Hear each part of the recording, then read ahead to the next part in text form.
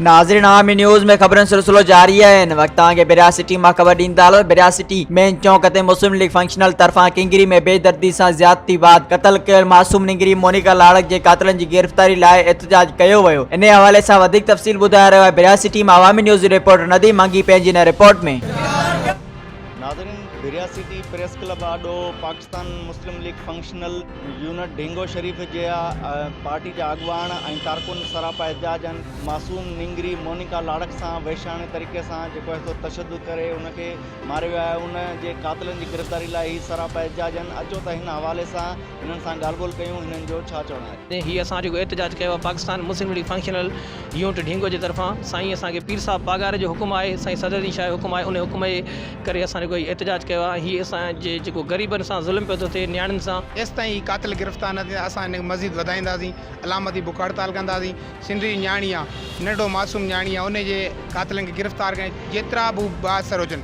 असांजो उन जे लाइ इहो अपील आहे त IG सिंध खां त इन जे कातिलनि खे जल्द सां जल्द गिरफ़्तार कयो वञे। चवंदासीं सिंध जी न्याणी आहे, हिनखे इंसाफ़ ॾियारियो। असां इहो इन लाइ चवंदासीं त हिनखे इंसाफ़ ॾिनो। IG सिंध खे गुज़ारिश था कयूं त जीअं सिंध जी न्याणी आहे हुनखे कातिलनि खे इंसाफ़ ॾियारियो, कातिलनि गिरफ़्तार तमामु घणी सख़्त सज़ा ॾेई वञे त जीअं आईंदा को अहिड़ो जितां जीअं पीर साहब पागा जी हुकुम आहे तव्हां पंहिंजे पाड़े वारनि जो ख़्यालु कयो, ग़रीबनि गुरबनि जो, दोस्तनि जो, मिटनि माइटनि संगत जो।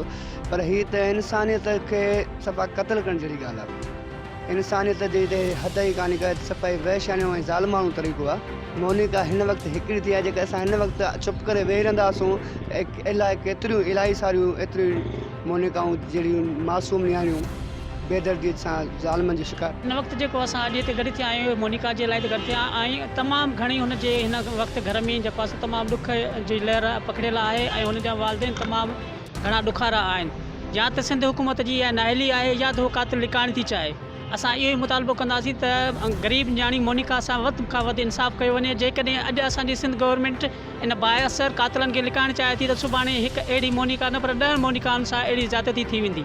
असां इन जे लाइ परज़ोर अपील कंदासीं सिंध गवर्नमेंट खे त ख़ुदा अॼु इहा हिकिड़ी मोनिका न आहे, सुभाणे अहिड़ियूं अलाए केतिरियूं मोनिकाऊं जेको आहे तबाह थी सघनि थियूं।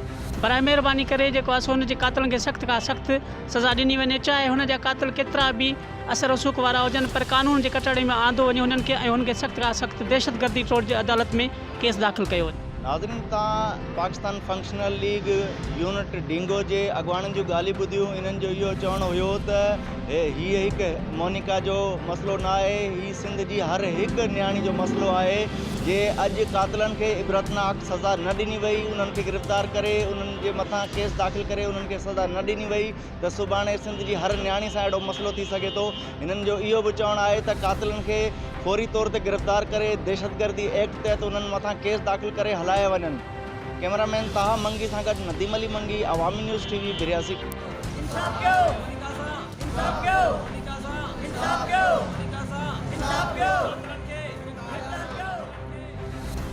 मज़ीद खबरों और तफसीलात के लिए विज़िट करें हमारी वेबसाइट www.awamiNewsHD.com।